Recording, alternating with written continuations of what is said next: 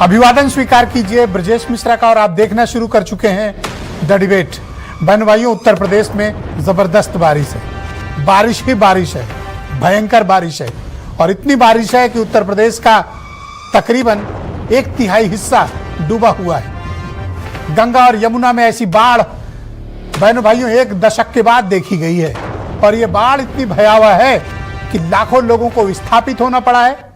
बड़े पैमाने पर 17 जिलों में हाहाकार मचा हुआ है। ये बाढ़ ने जिस तरह से अपनी तबाही मचाई है वो हैरान कर देने वाली है, परेशान कर देने वाली बात है। प्रयागराज जैसा बड़ा शहर, उसका 1/3 हिस्सा डूबा हुआ है।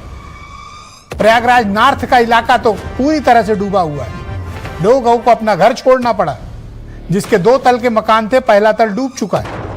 हालात प्रयागराज में ठीक नहीं है। तो आखिर अचानक 3-4 दिनों की बारिश में ऐसी स्थिति क्यों उत्पन्न हुई? हमें इस विषय पर चर्चा और चिंतन करना चाहिए। बहन भाइयों, 17 जिलों में इस वक्त उत्तर प्रदेश में बाढ़ का कहर है और यह मामला सिर्फ किसी एक इलाके तक सीमित नहीं है, बल्कि बुंदेलखंड से लेकर गाजीपुर बलिया तक हाहाकार मचा हुआ है।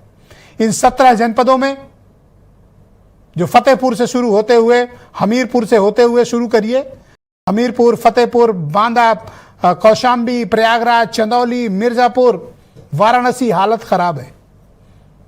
यमुना में लगातार बढ़ता हुआ जलस्तर और गंगा का अपना विकराल स्वरूप धारण करना, इसने दोनों तरफ के इलाकों में बड़ी जबरदस्त तबाही मचाई है। बहन भाइयों, गंगा और यमुना के बीच का जो दोआब का इलाका है, यह सबसे ज्यादा प्रभावित है और यमुना इलाके में हमीरपुर का क्षेत्र हो, बांदा का क्षेत्र हो, मिर्जापुर का इलाका हो, बहुत बुरी तरह प्रभावित हुआ है। शहर में तो गांव, घर के अंदर तक लोगों के पानी चला गया है। आम जनजीवन अस्त व्यस्त है।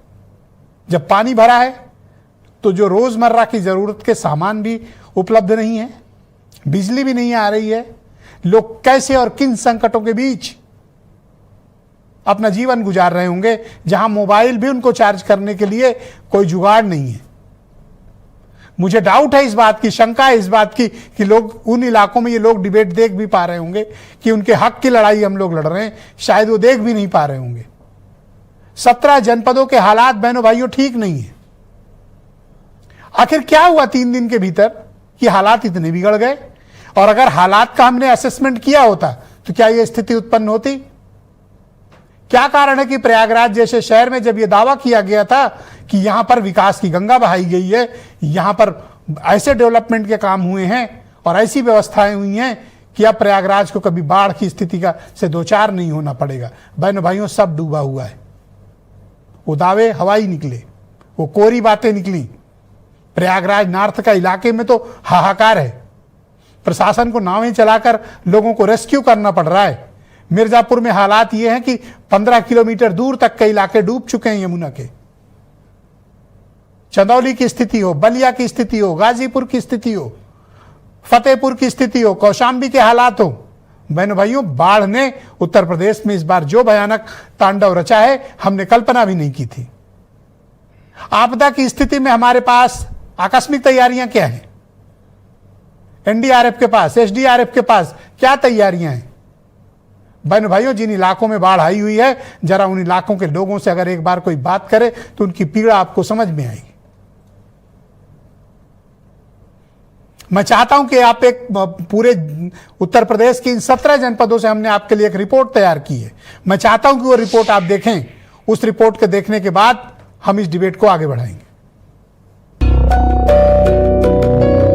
सब सामान लेके इधर उधर घरों ले आओ, ये परेशानी है। समस्याएं तो देख रहे हैं आप लोग, खुद ही पानी भरा है। कुदरत के कहर के आगे हर कोई हैरान है। बाढ़ की ऐसी भयावह तस्वीरें देखकर रूह कांप जाती। यूपी के 17 जिलों को गंगा ने अपने आगोश में ले लिया तो सिस्टम की पोल खुल गई। एक एक तस्वीर सिस्टम से सवाल पूछ रही। हजारों परिवार बेसहारा हो गए। किसी का घर डूब गया तो किसी का घर तेज बहाव में बह गया।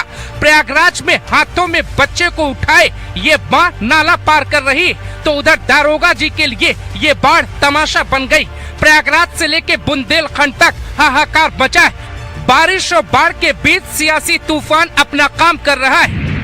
पहली तस्वीर प्रयागराज में विकास की गंगा या प्रलय की गंगा।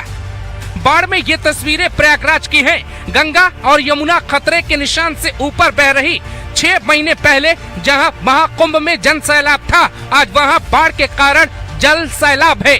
कुदरत का ऐसा कहर कि हजारों घर डूब गए। माँ की ये तस्वीर आत्मा को झकझोरती है। सिस्टम से सवाल पूछने के लिए ये तस्वीर काफी है। आपदा प्रबंधन में भारत का बढ़ता रैंक, लेकिन बाढ़ के हालात में सिस्टम कैसे डूबा, इसकी तस्वीरें आपके सामने। योगी आदित्यनाथ ने अपने 11 मंत्रियों की टीम उतारी। अधिकारियों को सख्त निर्देश है कि ग्राउंड पे रहे। सालों की तैयारी धरी की धरी रह जाती जब बाढ़ की ऐसी तस्वीरें सामने आती। मिर्जापुर, वाराणसी, चंदौली और बलिया में भी हालात सामान्य नहीं। चीख पुकार की आवाज कई जिलों से आ रही। मिर्जापुर में गंगा ने पूरे इलाके को चपेट में ले लिया तो भदोही में सड़कों पे पानी भर गया। गांव के गांव जनसैलाब में डूबे।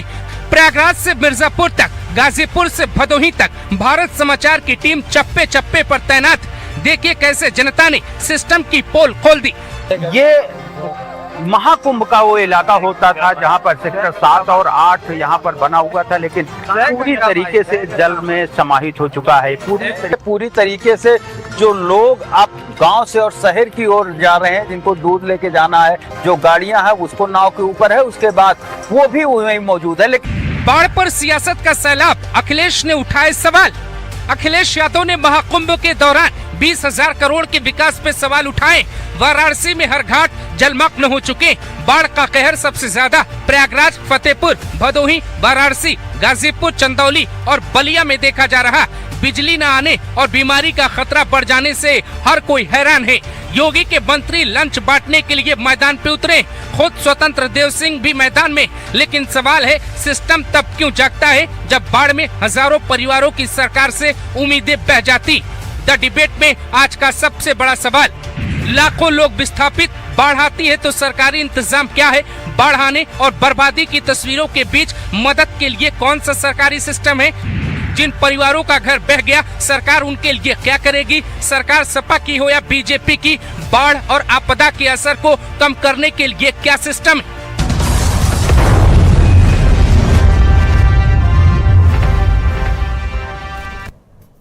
कुछ दृश्य तो बड़े आंखें खोल देने वाले और बड़े हैरान कर देने वाले होते हैं।